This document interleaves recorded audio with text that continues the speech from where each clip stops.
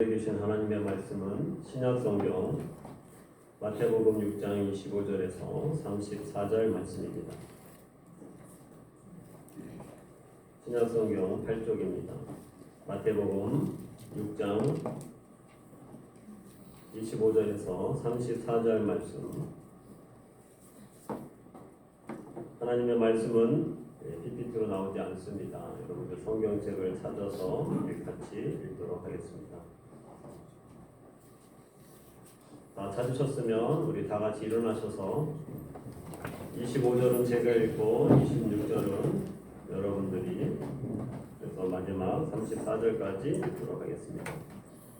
그러므로 내가 너에게 이르노니 목숨을 위하여 무엇을 먹을까 무엇을 마실까 몸을 위하여 무엇을 입을까 염려하지 말라. 목숨이 음식보다 중하지 아니하며 몸이 의복보다 중하지 아니하냐.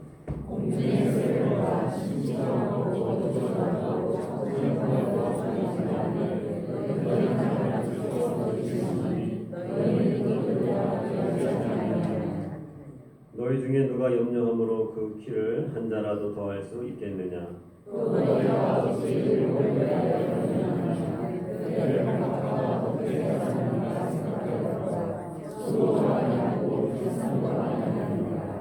그러나 내가 너희에게 말하노니 솔로몬의 모든 영광으로도 입은 것이 입고 하나만 갖지 못하였느니라. 오늘 이따가 내 자리에 던져지는 그들로 하나님이 너희에게 부르시거든 하늘과 너희 가오리라 믿음이 작은 자라. 그러므로 염려하여 이르기를 무엇을 먹을까 무엇을 마실까 무엇을 입을까 하지 말라. 내가 인간이 구하는 것이라. 너희 하늘 아버지께서 이 모든 것이 너희에게 있어야 할 줄을 아시느니라. 그런즉 너희는 먼저 그의 나라와 그의 의를 구하라. 그리하면 이 모든 것을 너희에게 더하시리라. 그러므로 내일을 위하여 염려하지 말라. 내일은 내일이 염려할 것이요 한날의 괴로움은 그날로 속하리라. 아멘. 앉아주시기 바랍니다. 찬송가 382장입니다.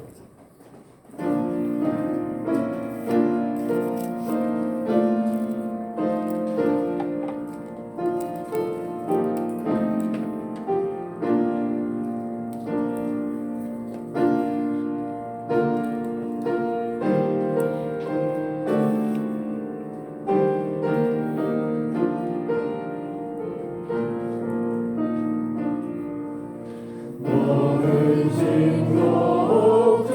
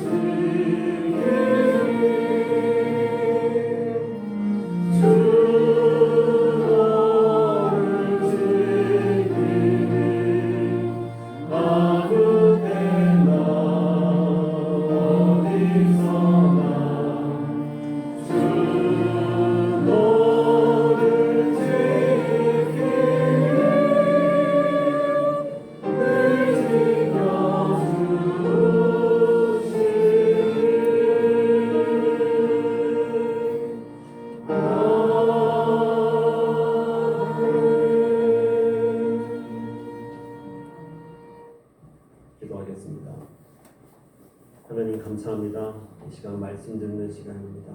우리의 마음밭을 옥토와 같은 마음으로 만들어 주셔서 그 하나님의 말씀이 100배, 60배, 30배 결실을 맺게 하여 주시고 오늘도 하나님의 음성으로 듣고 순종하는 자리에 나아가도록 도와주시옵소서. 하나님의 말씀만이 우리의 가슴에, 우리의 머리에 남게 하여 주시옵소서. 주님께 모든 것을 맡기오며 예수님의 이름으로 기도합니다. 아멘. 네, 오늘은 마태복음 6장 25절에서 34절 말씀을 가지고 염려하지 마라 제목으로 말씀을 나누겠습니다. 오늘 옆 사람과 인사하도록 하겠습니다. 세계적인 교회 잘 오셨습니다.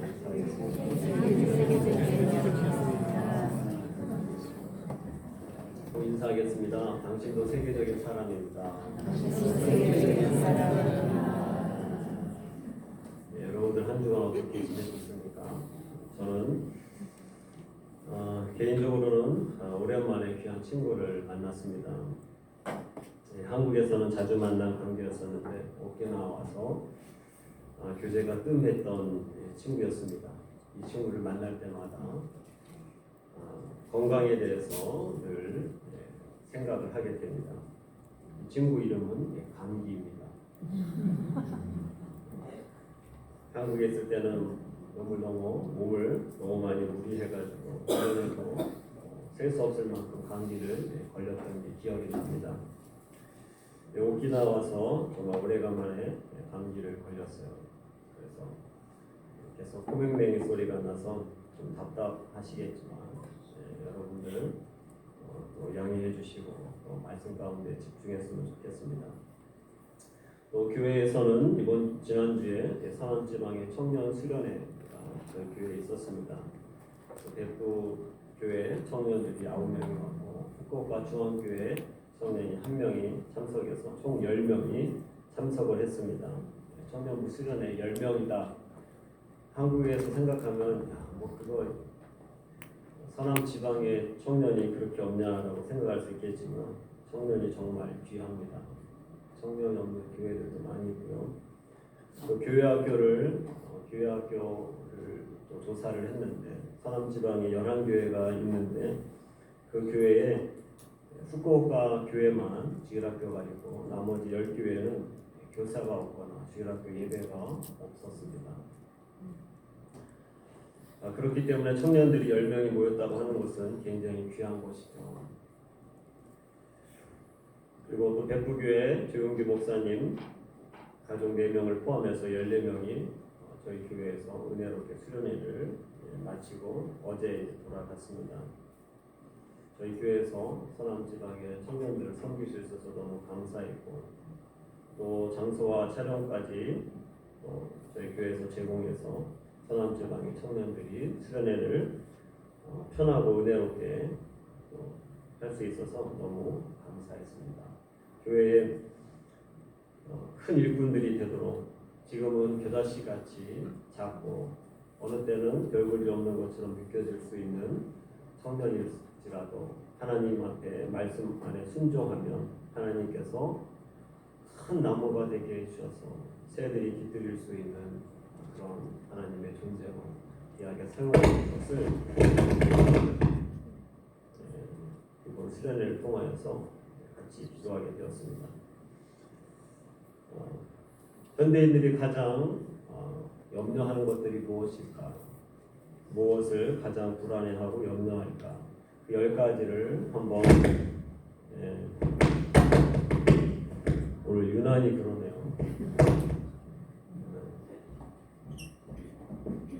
여기 있는 거.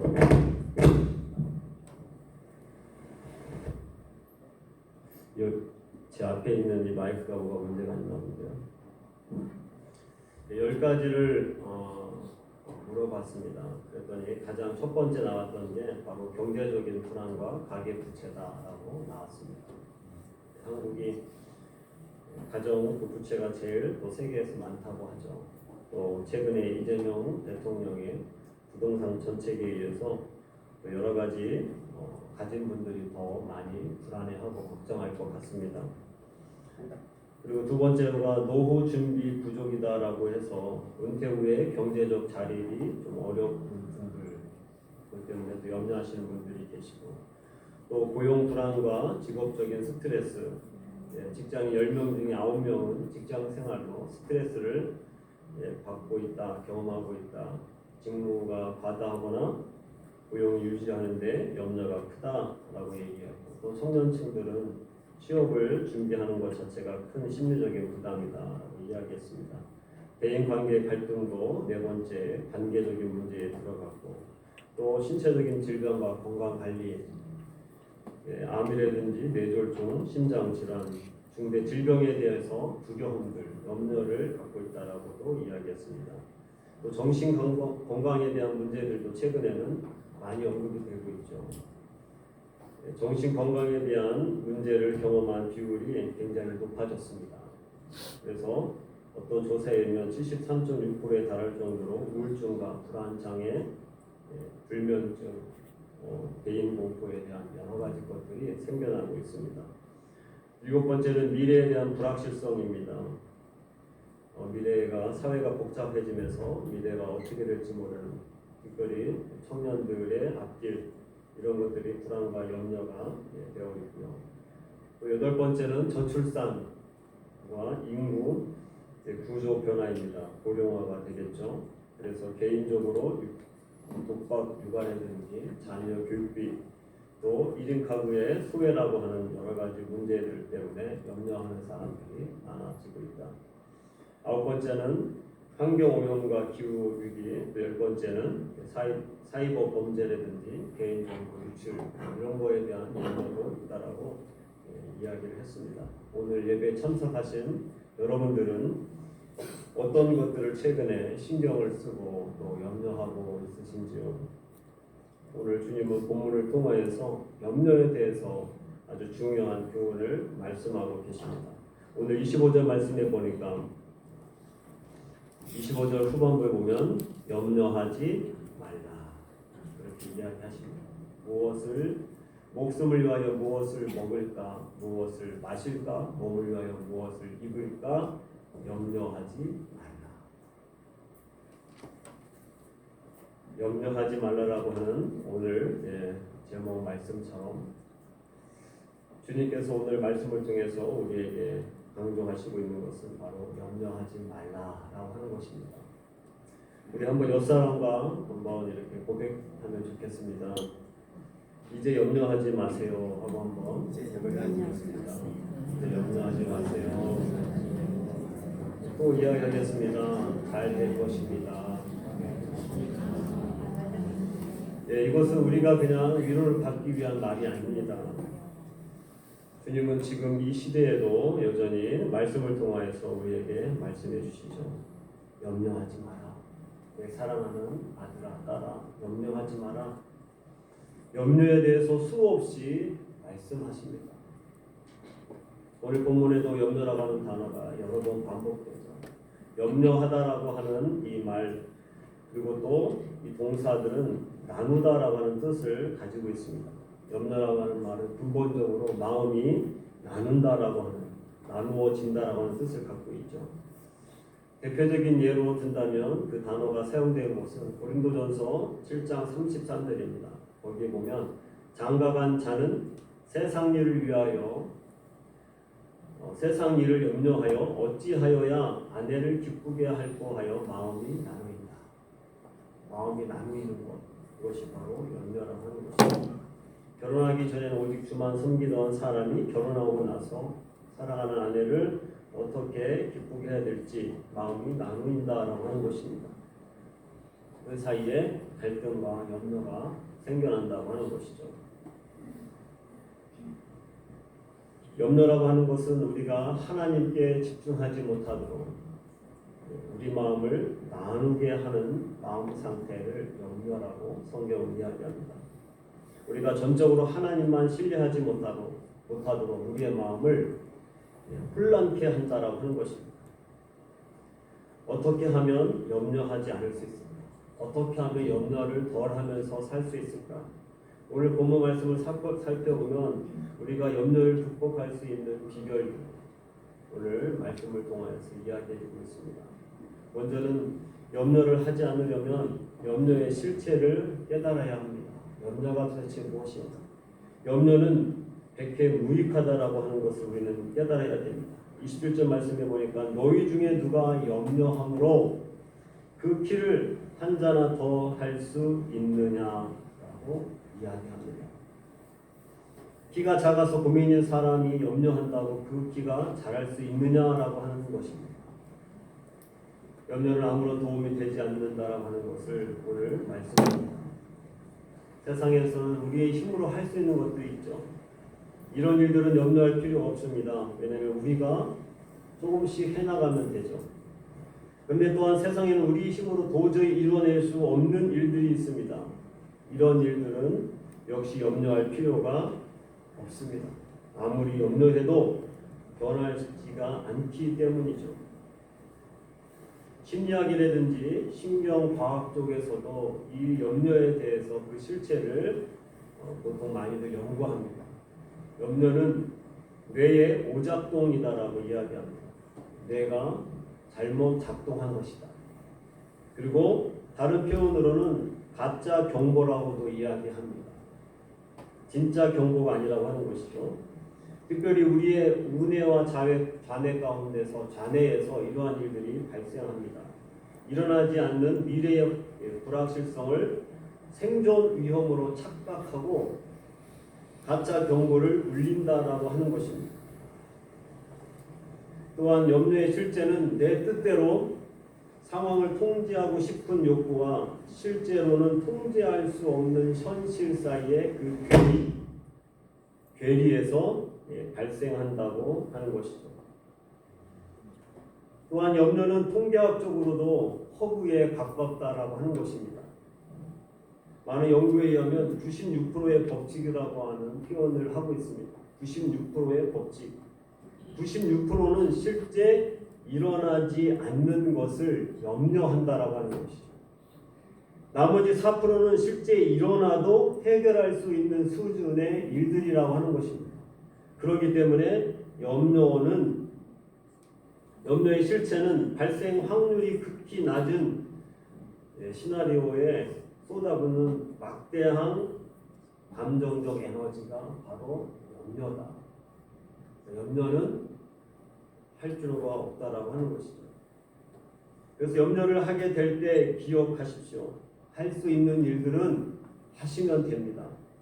시간이 걸리더라도 하시면 되지만 할 수 없는 일들은 주님께 맡기고 내려놓으면 되는 것입니다. 습관적으로 염려하시는 분들도 계시죠.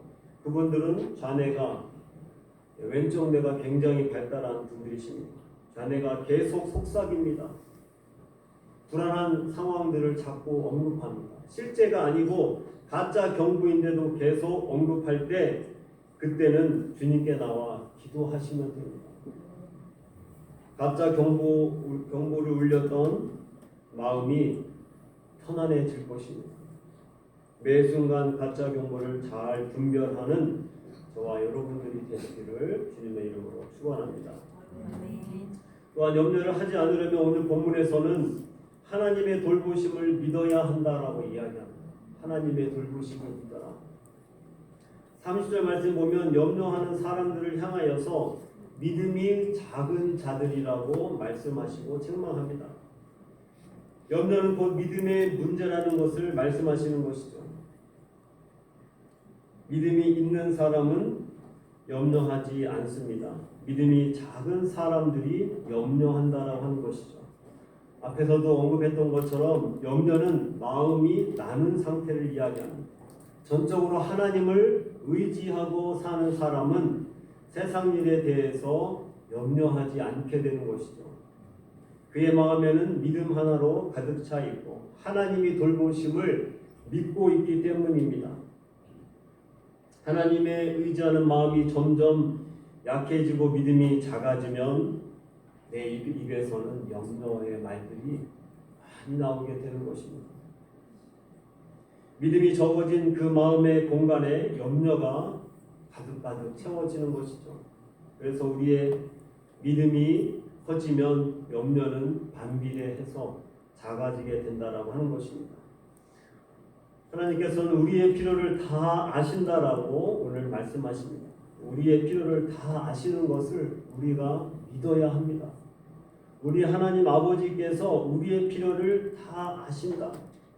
32절 말씀에 보면 이는 다 이방인들이 구하는 것이다.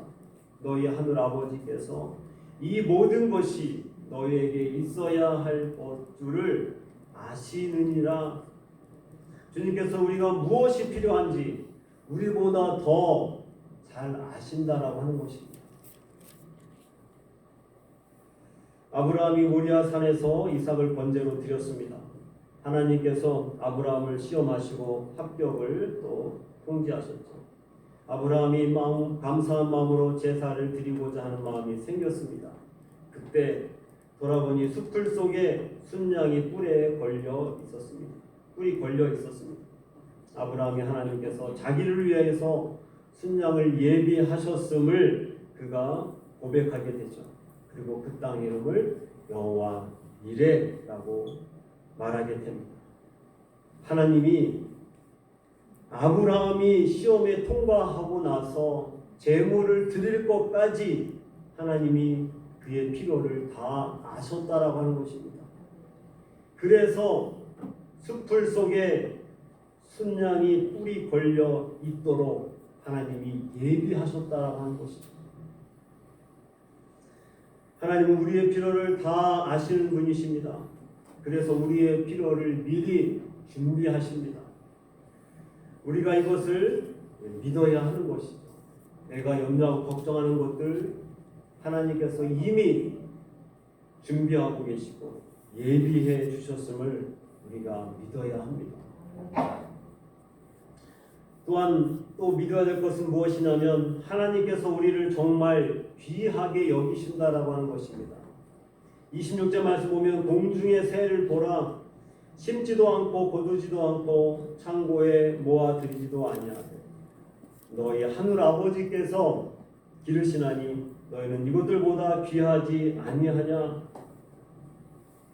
30절 말씀에도 보면 오늘 있다가 내일 아궁이에 던지우는 들불도 하나님이 이렇게 입히시거늘 하물며 너희일까 보냐. 하나님께서는 저와 여러분들 공중의 새보다 귀하게 여기시고 하루살이와 같이 아궁이에 던지는 들풀보다 더 귀하게 여기신다라고 말씀하십니다. 그 하나님께서 우리를 위하여서 우리의 필요를 준비하신다라고 하는 사실입니다. 우리를 돌봐주시는 그 하나님을 우리가 신뢰하고 믿을 때 우리의 염려는 점점 줄어들고 사라져 가는 것입니다. 우리의 필요를 따라 채우시고 또 환난과 어려움이 닥칠 때에도 피할 길을 예비해 주신 그 하나님을 기억하며 오늘도 그 하나님을 바라보며 돌보심을 또 신뢰하며 사는 저와 여러분들이 되시기를 주님의 이름으로 축원합니다. 마지막으로 염려하지 않으려면 먼저 그의 나라와 그 의를 구해야 된다라고 말씀하십니다. 33절 말씀 보면 너희는 먼저 그의 나라와 그의 의를 구하라. 그리하면 이 모든 것을 너희에게 더하시리라. 하나님의 일들을 먼저 우선순위로 열심히 하는 사람, 그의 직장과 그의 가정, 그의 자녀들, 그의 후손들까지 하나님이 책임져 주십니다. 하나님의 일은 나중으로 하는 사람, 자녀를 위해서 힘쓰고 직장을 위해서 힘쓰고 그런 사람들 보면 열심히 사는 것처럼 보이지만 결과가 그렇게 좋지 않은 것을 많이 보게 됩니다. 또한 누구보다도 더 염려하면서 사는 것을 보게 됩니다. 우선순위가 바뀐 것이죠. 주님은 오늘 말씀하십니다. 너희는 먼저 그의 나라와 그의 의를 구하라. 그리하면 이 모든 것을 너에게 더해 주시겠다. 염려하지 말라라고 하는 이 말씀 가운데 먼저 그의 나라와 그 의를 구하라고 하는 이 말씀이 중간에 마지막 부분에 이렇게 언급이 된다라고 하는 것이죠. 우리는 솔로몬의 일천 번제를 잘 알고 있습니다. 하루에 번제를 아침, 점심, 저녁으로 하루에 3번씩 드려도 1년 동안을 드려야 됩니다. 그 1년 동안을 하나님 앞에 번제드리는 그 기간 가운데 집중해서 전력을 다해서 그가 드렸기 때문에 하나님이 감동을 받으시고 솔로몬에게 소원을 말하라고 말씀하십니다. 그때 솔로몬이 다른 것을 구하는 게 아니라 지혜를 구했다는 거죠. 하나님이 맡겨주신 이 왕의 직무를 잘 감당할 수 있도록 하나님 지혜를 주십시오. 하나님께서 그의 소원에 대해서 감동하신 것입니다. 하나님이 기뻐하시는 것을 위해서 먼저 구했다라고 하는 것이죠. 부귀와 영광을 그가 구하지 않았지만 하나님은 그에게 더해 주셨습니다. 하나님의 나라와 의를 위해서 최선을 다하는 사람, 그에게 필요한 모든 것을 하나님께서 책임지십니다. 하나님께서 기뻐하시는 일을 먼저 하십시오. 우선순위가 바뀌면 염려하는 일들로 가득 찰 것입니다. 하나님의 일들을 행하십시오. 그러면 자녀 문제도, 남편 문제도, 가정의 모든 문제들과 사업의 모든 문제들도 하나님께서 길을 열어주시고 책임져 주십니다. 하나님은 약속하셨어요. 그리하면 이 모든 것을 너희에게 더해 주겠다. 어떤 신학자가 초대교회와 관련된 문서를 연구하다가 이상한 것들을 발견했습니다. 초대교인들에 대한 삶이 기록되어 있는 그 문서에 나와 있는 사람들의 이름 앞에는 티데이오스라고 하는 단어가 붙어 있었습니다. 성경에 나오는 바나바, 바울, 베드로와 같은 사람들뿐 아니라 일반 평신도로 생각되는 사람의 이름에도 어김없이 티데이오스라고 하는 단어가 붙어 있었습니다. 신학자들은 이 단어의 뜻을 알아보았습니다. 티데이오스라고 하는 뜻은 염려하지 않는 사람이라는 뜻을 갖고 있었어요. 염려하지 않는 사람 티데이오스, 염려하지 않는 사람 바나바, 염려하지 않는 사람 바울, 염려하지 않는 사람 베드로. 티데이오스라고 하는 단어가 그 사람 이름에 기록이 되어 있었다라고 하는 것입니다. 당시 초대교인들은 예수님을 믿는 것이 발각이 되면 원형 경기장에 끌려가고 비참한 고문을 당해서 죽을 수 있는 상황이었습니다. 그럼에도 불구하고 그들에게는 염려하거나 걱정하지 않았다라고 하는 것입니다. 하늘의 소망을 품고 주님을 의지하는 사람들에게는 일상의 이런 순교를 당하는 일들까지도 염려할 필요가 없었다라고 하는 것이죠. 이미 모든 생각과 열정을 하나님을 위해서 사용하고 있었기 때문입니다. 먼저 그의 나라와 그 의를 구하면서 살았습니다. 어떠한 문제를 만나더라도 염려하지 않는 그런 삶을 그들이 살아갔습니다. 그래서 그들의 이름 앞에는 티데이오스라고 하는 단어를 기록했던 것입니다.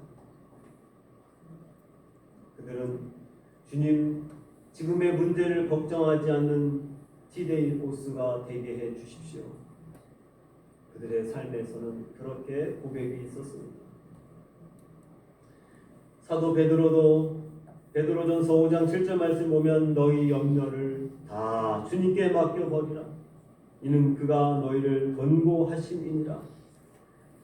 우리가 염려를 다 주님께 맡기고 먼저 그의 나라와 그 의를 구하는 삶을 살면 하나님께서 이 모든 것을 더해 주시겠다고 약속하셨습니다. 이 시대, 2000년이 넘은 이 시대에도 우리들은 티데이오스라고 하는 이 단어가 우리의 이름 앞에 붙어서 믿지 않는 사람들이 보기에도 너는 걱정이 태산 같을 때인데 어떻게 이렇게 평안하냐? 주님이 주신 그 평안함이 우리에게 있어야 될 줄 믿습니다. 걱정과 근심이 없는 사람들은 아마 없을 겁니다. 가정마다 여러 가지 문제들이 산적해 있을 것입니다. 그렇지만 오늘 주님께서는 우리에게 명령하십니다. 염려하지 말라. 염려하지 마라. 내가 너를 지키고 보호하고 너를 위하여 준비하고 네가 먼저 그의 나라와 그 의를 구하면 네가 염려하는 이 모든 것들을 내가 다 해결해주고 더해주마. 더 이상 걱정하지 마라. 오늘도 이 시대를 살아가고 있는, 그리고 설날 명절 어떻게 보면 가장 걱정과 염려를 많이 할 때죠. 그러할 때 그 염려를 주님께 맡겨버리십시오. 그리고 먼저 그의 나라와 그 의를 구하는 2026년도 이 새해가 되기를 주님의 이름으로 축원합니다. 기도하겠습니다. 살아역사하신 아버지 하나님 감사합니다. 염려하지 말라. 염려하지 말라. 아무것도 염려하지 말라. 주님이 우리에게 명령하셨습니다. 이 말씀이 2026년도 한 해에 우리의 머릿속에서 사라지지 않게 하여 주시고, 어떠한 일을 만나든지 염려하지 않고 주님을 바라보게 하여 주시옵소서. 하나님께서 우리를 귀하게 여기시고 우리를 사랑해 주시고 우리를 돌봐 주시고 우리의 필요한 것을 다 아시고 여호와 일에 하나님이 준비하심을 신뢰하게 하여 주시옵소서. 먼저 그의 나라와 그 의를 구하며 하나님께서 나를 위하여 이 모든 것을 더해 주시겠다고 약속하신 것을 경험하는 우리의 삶이 될 수 있도록 도와주시옵소서.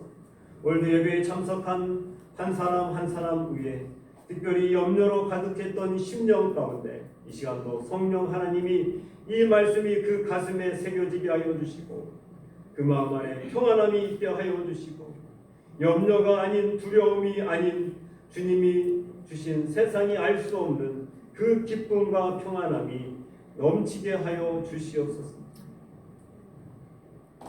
그리고 우리의 믿음의 선배들이 티테우스라고 하는 이름을 자신의 이름 가운데 붙인 것처럼 걱정과 근심이 많은 이 세대 가운데서 우리 모두 한 사람 한 사람이 티테우스라고 하는 이름을 우리의 이름 가운데 붙일 수 있는 믿음의 성도들 되게 하여 주시옵소서.